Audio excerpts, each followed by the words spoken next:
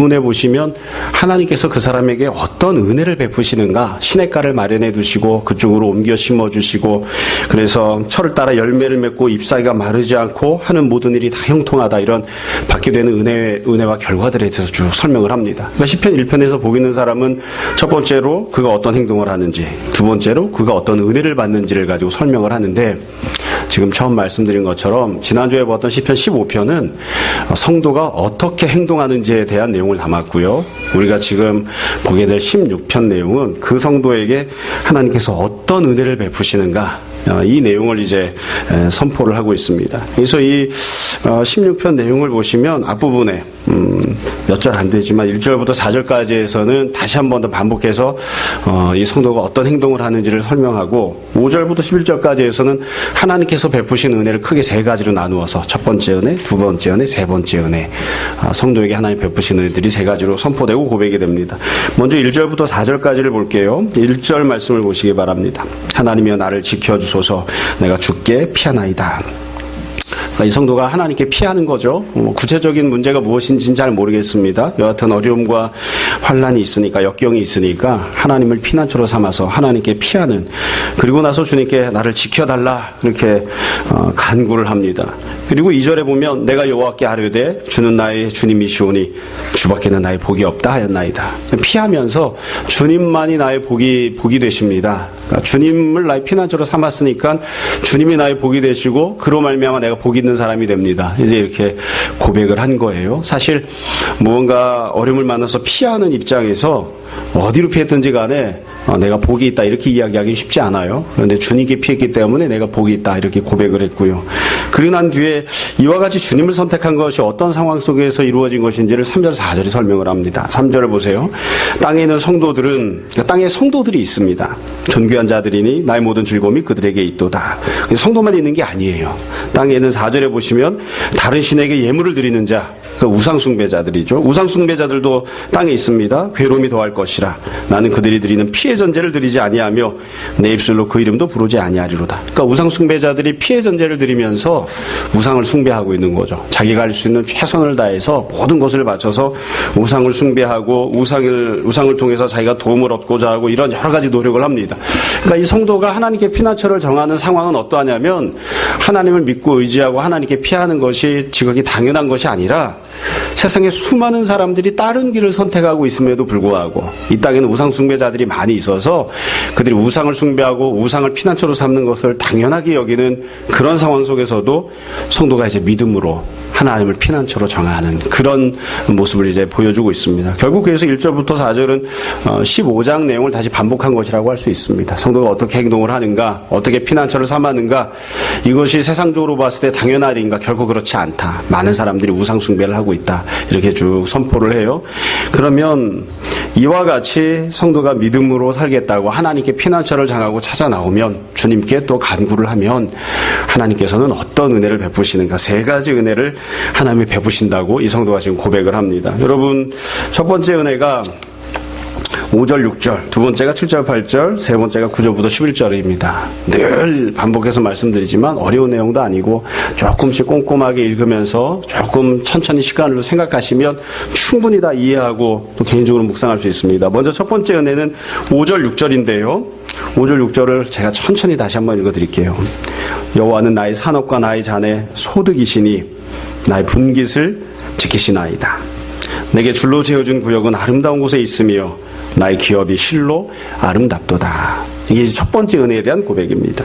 그래서 5절 끝에 보시면 하나님께서 나의 분깃을 지켜주신다. 내가 지키는 게 아니고 하나님께서 지켜주시는 겁니다. 하나님께서 나의 산업과 나의 잔의 소득을 채워주시고, 하나님이 채워주신 소득을, 나의 분깃을 하나님이 지켜주신다. 이건 현재의 모습이죠. 그러니까 이걸 다르게 표현하면 현재 내가 먹고 살아가는 일용할 양식을 주님께서 나에게 공급해 주시고 그것을 주님이 나에게 또한 지켜주십니다. 이렇게 고백한 거예요. 또 6절에 보시면 내게 줄로 재어준 구역, 아주 유명한 표현입니다. 하나님께서 줄로 재어주신 겁니다.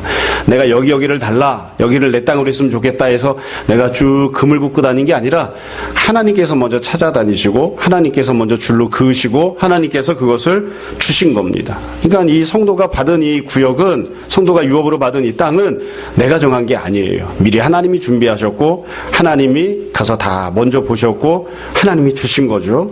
이 땅에 대해서 아름다운 곳에 있으며 나의 기업이 실로 아름답도다. 그래서 이 기업을 받는다고 하는 것은 현재 소유하는 것은 이제 지금 현재 소유하고 있는 것이지만 기업은 내일도 나의 것이 되고 모레도 나의 것이 되고 1년 뒤에도 나의 것이 되기 때문에 지금 농사 지으면 내년 얻게 될 소득을 하나님께서 나에게 미리 가질 수 있게끔 하시는 그런 역할을 하죠. 그래서 이 신이 지금 첫 번째로 고백하는 내용은 물질적인 소득과 관련된 것입니다. 이게 뭐 물질적인 소득만 여기서 이야기하고 있지만 육체적인 고난이나 질병 혹은 다른 여러 가지 우리가 육신을 갖고 살아가면서 만나는 모든 어려움과 관련된 것들이죠.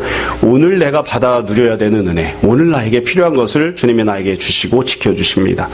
또 오늘 나에게 여러 가지를 공급해 주셔서 내일도 내가 주님의 은혜를 소망할 수 있게끔 주님께서 은혜를 베풀어 주십니다. 주님께서 나의 분깃을 주시고 나에게 기업을 주십니다.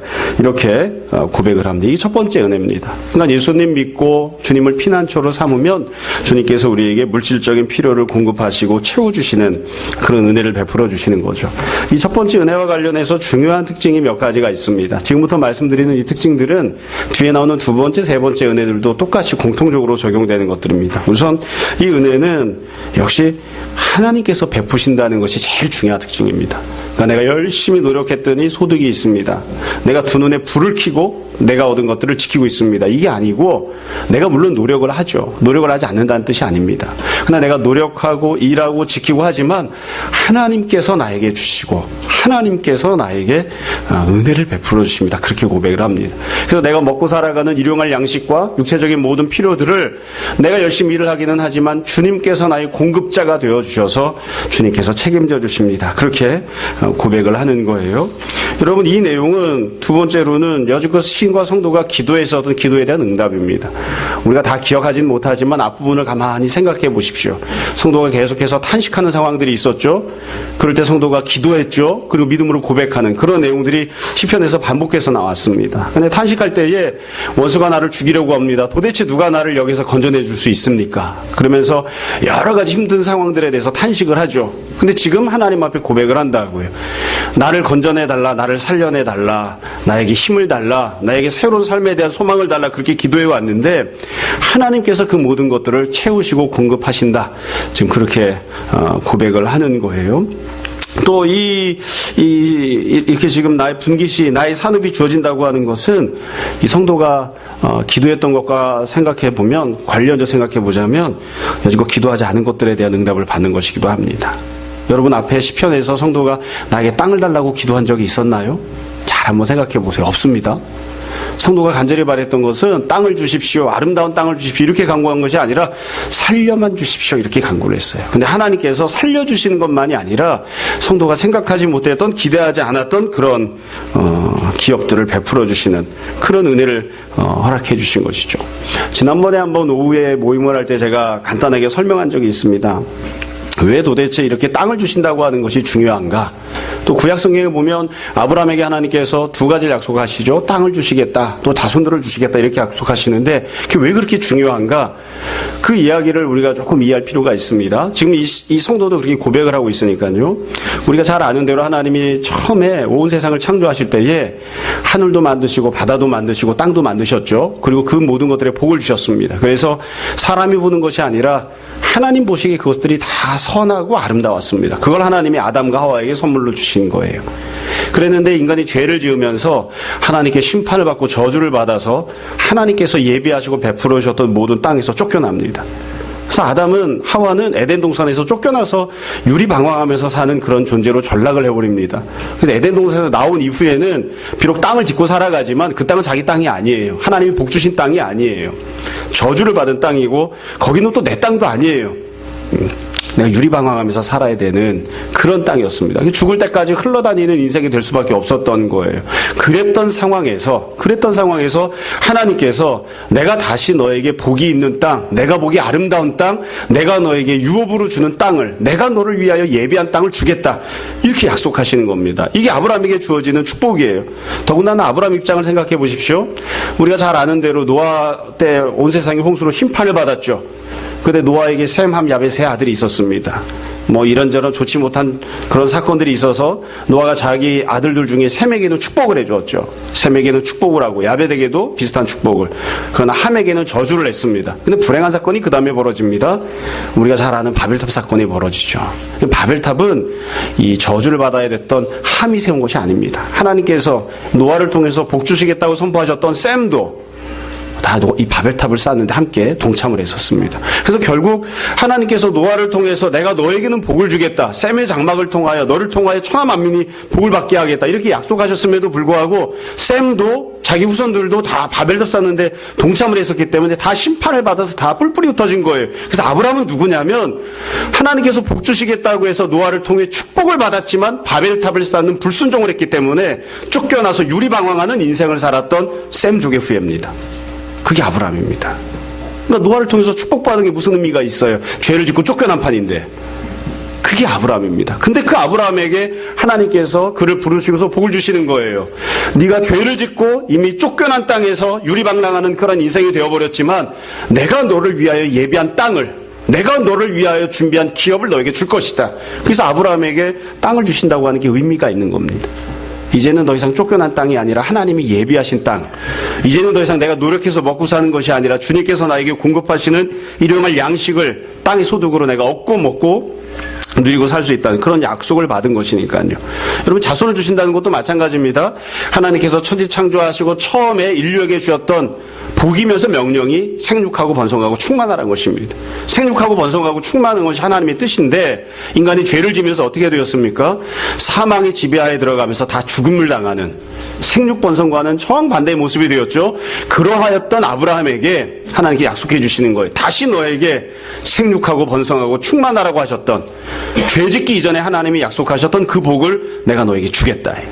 그래서 아브라함이 그냥 뭐 우리가 생각하는 땅은 비싼 것이니까 좋은 것이니까 소유가 많아지는 것이니까 이래서 문제가 아니라 인간이 죄를 짓고 하나님께 심판받기 이전에, 그 이전에 하나님이 보셨던, 그 이전에 하나님 주셨던 모든 복들을 하나님이 다시 아브라함에게 회복시켜 주시겠다고 약속하시는, 그렇기 때문에 땅과 자손을 주신다고 하는 것이 의미가 있는 거예요. 지금 이 시인도 마찬가지입니다. 어떤 상황과 형편인지는 모르지만 하나님께서 약속하시잖아요. 내가 너에게 너를 위하여 미리 준비한 땅이 있다. 내가 가서 먼저 보고 내가 가서 줄로 그어두고 그리고 그 땅을 내가 너에게 주마. 네가 나에게 그것을 달라고 간구한 적은 없지만, 네 힘으로는 그것을 얻을 수 없지만 내가 너에게 반드시 주겠다. 이렇게 하나님이 약속하십니다.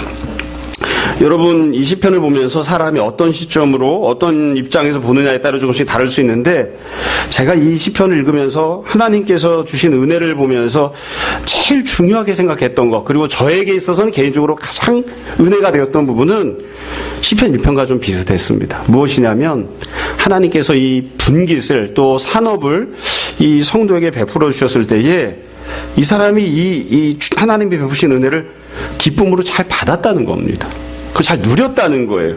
여러분, 그냥 쓱 읽고 넘어갔지만 다시 한번 이 본문을 한번 보세요. 본문에 보시면 6절을 보십시오. 이 신이 고백하는데요. 뭐라고 고백하냐면 내게 줄로 재어준 구역은 어떤 곳에 있다고요? 아름다운 곳에 있으며, 아름다운 곳에 있다고 고백을 합니다. 그리고 뭐라고 이야기하죠? 나의 기업이 실로 아름답도다. 나의 기업이 실로 아름답도다. 아름답다고 이야기를 해요. 아름답다고.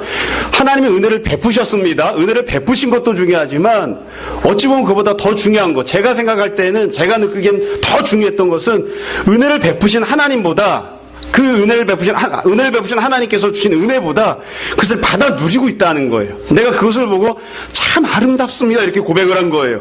여러분, 가만히 한번 생각을 해보십시오. 이 시인이 하나님 주신 땅을 이미 다 받아 누렸을까? 이미 소유하고 있을까? 등기부등본을 다 건너받았을까? 내가 거기서 나오는 열매를 이미 다 풍성하게 다 거둬들이고 있을까? 그런 상황에서 이런 고백을 한 것일까? 아니면 아직 그렇지 못하지만 하나님이 주신 약속을 바라보면서 믿음으로 이렇게 고백한 것인가? 잘 모르겠어요. 여하튼 아름답다고 고백을 하잖아요. 앞에서 했던 말씀을 다시 한번 드릴게요. 하나님께서 아브라함에게 약속해 주신 땅이 있습니다. 그것이 바로 가나안 땅이죠. 가나안 땅은 나중에 히브리인들이 노예 생활하다가 출애굽을 했을 때에 하나님께서 가나안 땅을 지칭하시면서 항상 사용하시는 표현이 있습니다. 아름다운 땅입니다. 히브리인들을 노예 생활하고 있는 상황에서 건져내 주시고 출애굽시키시면서 하나님께서 약속하실 때에 내가 너에게 아름다운 땅을 주겠다. 젖과 꿀이 흐르는 약속의 땅을 주겠다. 그래서 가나안 땅을 표현할 때는 이게 늘 사용하는 관용어구예요. 젖과 꿀이 흐르는 아름다운 약속의 땅. 하나님께서 그걸 주시겠다고 하신 거예요. 다시 아브라함 시대로 넘어가 보자고요. 하나님께서 아브라함에게 아름다운 땅을 주시겠다고 약속하셨잖아요. 그러면 아브라함은 그 땅을 받은 다음에 어떻게 했나요? 하나님 앞에서 주님께서 나에게 해주신 이 가나안 땅이 참으로 아름답습니다 라고 고백한 적이 있나요? 제가 역사실증주의를 늘 따르는 사람은 아니지만 기록된 내용만 놓고 보면 아브라함은 한 번도 그렇게 감사하거나 찬양한 적이 없습니다. 실제로는 그렇게 했는지 모르겠습니다만 기록으로는 없습니다. 하나님께서 아브라함에게 내가 너에게 아름다운 땅을 주겠다. 내가 먼저 가서 쳐다보고 내가 먼저 줄로 그어주고 그리고 그 땅을 내가 너에게 줄 것이다. 그렇게 말씀하셨다고요. 그럼 아브라함이 그 은혜를 받은 다음에 참으로 아름답습니다. 그렇게 고백한 적이 있는가? 그렇게 고백한 적이 있는가? 참 이게 쉽지 않은 것 같아요. 뒤에 가서 두 번째, 세 번째에도 또 비슷하게 말씀을 드릴 거거든요.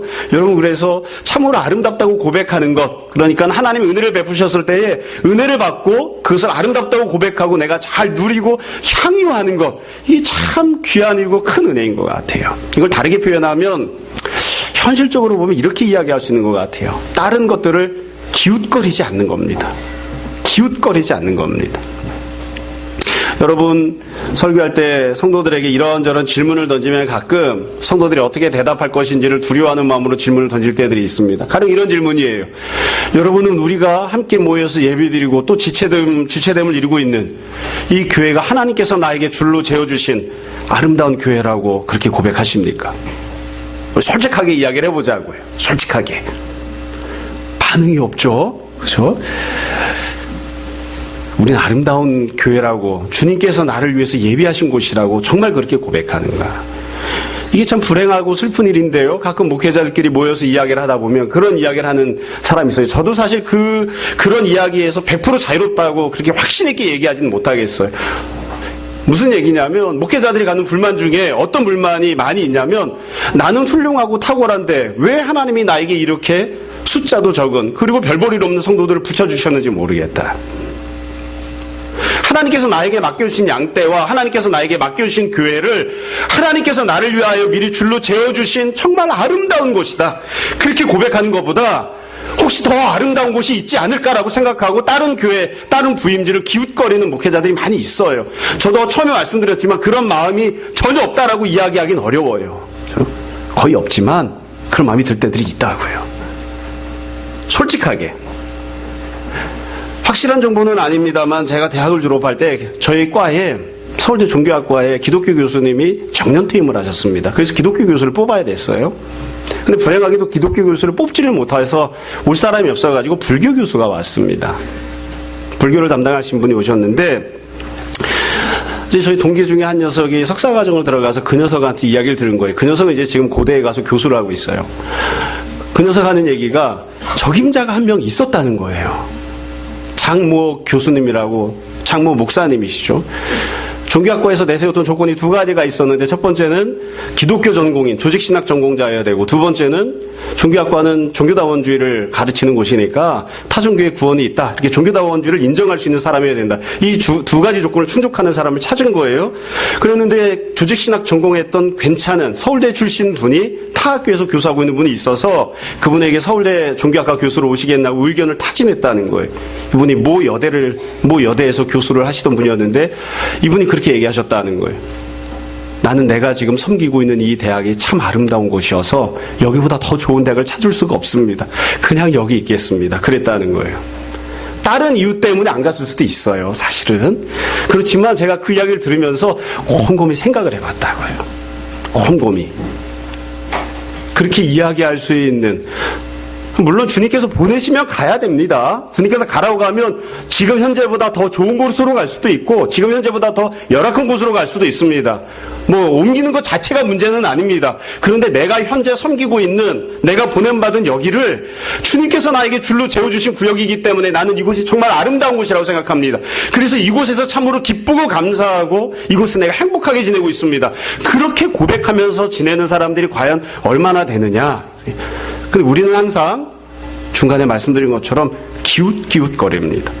주님께서 나에게 은혜를 베풀어 주셨음에도 불구하고, 내가 구하지 않은 큰 은혜를 베풀어 주셨음에도 불구하고 다른 더 좋은 것이 없을까 싶어서 내 욕심을 기준으로 다른 것들을 기웃기웃거리는, 잠언이나 구약에 보면 그런 얘기를 하잖아요. 젊어서 취한 네 아내가 아름다운 샘물임을 인정하라는 거예요. 네 아내를 보고, 네 남편을 보고 참으로 당신은 아름답습니다. 그렇게 고백하고 인정하고 주님께서 주신 선물임을 늘 누리는 삶을 살아라. 기웃기웃거리지 마라. 근데 이 시인은 뭐라고 이야기하냐면, 지금 말씀드린 것처럼 하나님께서 큰 은혜를 베푸시기도 했지만 참으로 아름답습니다. 이렇게 고백을 해요. 이게 참 그래서 큰 은혜를 받은 게 아닌가 싶습니다. 다시 말씀드립니다. 여러분, 하나님께서 두 가지 은혜를 베푸신 겁니다. 하나는 물질적인 은혜를 베푸셨습니다. 그리고 두 번째는 그 사람에게, 이 성도에게 그것을 누리고 기뻐할 수 있는 은혜 받은 마음을 허락해 주셨습니다. 고백하는 그런 입술을 주신 것이죠. 자, 두 번째로 하나님이 어떤 은혜를 베풀어 주시는가? 7절 8절입니다. 7절에 보시면, 8절에 보시면 이 본문도 제가 다시 한번 읽어드릴게요. 나를 훈계하신 여호와를 송축할지라. 밤마다 내 양심이 나를 교훈하도다. 내가 여호와를 항상 내 앞에 모시며 그가 나의 오른쪽에 계심으로 내가 흔들리지 아니하리로다. 이게 두 번째 받은 은혜에 대한 설명입니다. 여기 보면 나를 훈계하셨다 이렇게 되어 있죠. 그러니까 여호와의 훈계가 주어진 겁니다. 이걸 다르게 표현하면 하나님께서 말씀하신 거예요. 다만 훈계라고 표현한 것으로 보아서 내가 잘못하거나 죄를 짓거나 아니면 좀 잘못된 옳지 않은 생각을 했을 때에 하나님께서 나를 꾸짖거나 아니면 올바른 길을 인도하시기 위해서 나를 막 이렇게 쿡쿡 쑤셔대는 그런 말씀을 주셨던 것 같아요. 그러니까 훈계라고 표현을 한 거죠. 여튼 하나님이 말씀을 주신 겁니다. 이게 두 번째 은혜입니다. 이건 영적인 은혜를 공급하신 거예요. 하나님께서 말씀을 주셨다. 이 세상에서 우리가 받을 수 있는 여러 가지 은혜들이 있는데 그중에 견줄 수 없는 것이 하나님의 말씀이 아닌가 싶습니다. 근데 이 부분도 마찬가지여서 제가 요 7절 8절 읽으면서 또 은혜를 받았던, 또 중요하게 생각했던 부분은 무엇이었냐면 이 말씀을 받은 사람이 보였던 반응입니다. 이 사람은 뭐라고 이야기하냐면, 하나님의 말씀을 받았죠. 하나님께서 아침부터 저녁까지 밤 늦게까지 계속 말씀을 주시고 계시냐? 물론 그럴 수는 있어요. 근데 하나님 말씀을 주셨는데 이 말씀이 나를 떠나갔죠. 하나님 말씀하시고 하나님은 지금 현재 내 앞에 계시지 않아요. 그런데 그 말씀이 내 영혼 안에 남아 있습니다. 내 양심 안에 남아 있습니다. 그래서 이 훈계하시는 하나님 말씀이 내 양심을 자꾸 찔러대요. 내 양심을 자꾸 괴롭게 만들어요. 그래서 이 성도가 뭐라고 고백합니까? 8절에 보면 내가 여호와를 항상 내 앞에 모시며, 이건 말씀하고 계신 하나님이 현재 내 앞에 항상 계시다는 뜻이 아니에요. 하나님께서 말씀을 하고 가셨는데 그 말씀이 계속 살아서 내 안에 있는 거예요. 말씀이 살아서 내 안에 있기 때문에 하나님이 내 앞에 살아계시다고 고백하는, 이게 어려운 내용이 아닙니다. 여러분 혹시 하나님 말씀을 듣고 양심의 가책을 느껴서 어떤 일을 결정할 때에 고민을 하다가 아무래도 이건 해서는 안 되겠다, 그렇게 결정을 해보신 적이 있습니까? 지금 이 신이 그렇게 지금 이야기를 하고 있는 겁니다. 양심이 우리가 생각할 때는 항상 다 살아있을 것 같지만 그렇지 못할 때들이 참 많습니다. 근데 내가 이전에 몰랐던 하나님의 말씀을 들었고 그 말씀이 기억하고 있기 때문에, 그 말씀을 내가 기억하게끔 하나님이 자꾸 만드셨기 때문에 무언가를 생각하면 그것이 죄라고 하는 것을 자꾸만 하나님 말씀이 내 양심을 콱콱 쑤셔대는 거예요. 어떤 걸 하려고 하면 하나님께서 자꾸 내 양심을 콱콱 쑤셔대서 그거 하는 것은 옳지 않지, 그것은 하나님 뜻에 합당하지 않지, 자꾸 생각하게 하시는 거예요. 이거 우리가 다르게 이야기하면 하나님 말씀이 계속 들려지고 있는 겁니다. 그 은혜를 지금 이 사람이 받은 겁니다. 여러분, 우리는 이걸 쉽게 생각하지만 사실 이런 은혜를 받기가 쉽지가 않습니다. 우리가 주변에 보면 마찬가지로 잘 알 수 있어요. 우리가 자녀를 양육하면서도 힘들어하는 게 무엇이냐면, 올바른 말을 아무리 이야기해주고 올바른 길로 아무리 인도해주려고 해도 자녀가 말을 듣지를 않아요. 그때 힘들어하는 때가 많죠. 아무리 좋은 이야기를 해주면 뭐합니까?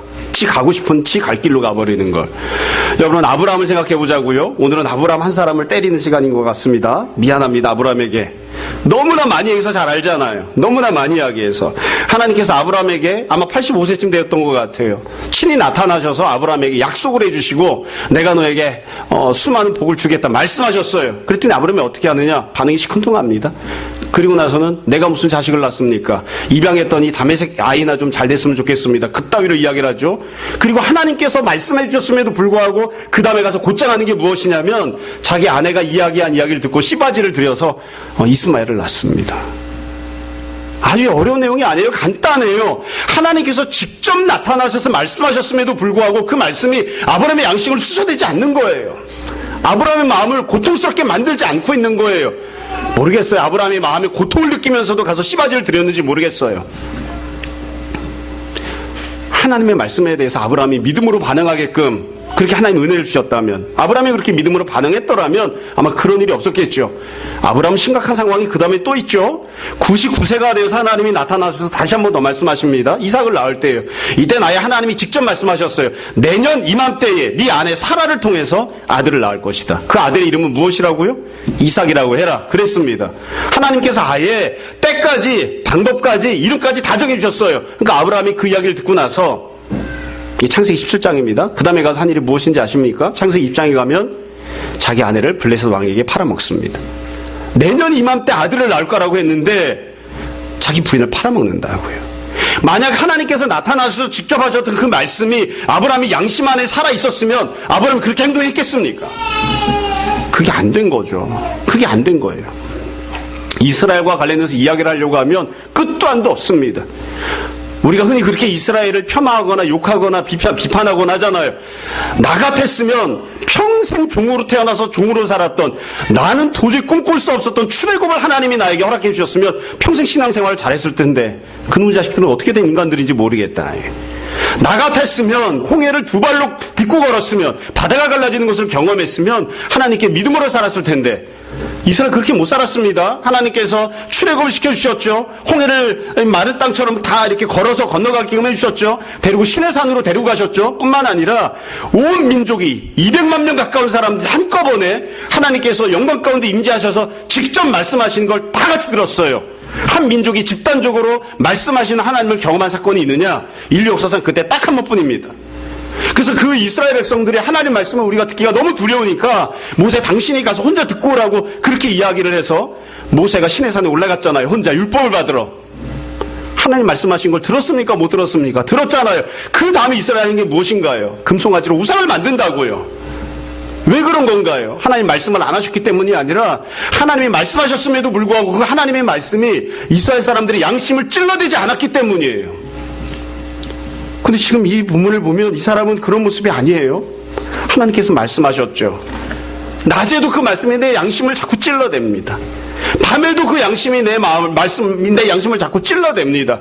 낮이건 밤이건 무슨 일을 하건 항상 하나님의 말씀이 내 앞에 있어서 마치 살아서 역사하시는 하나님이 직접 내 앞에서 말씀하시는 것처럼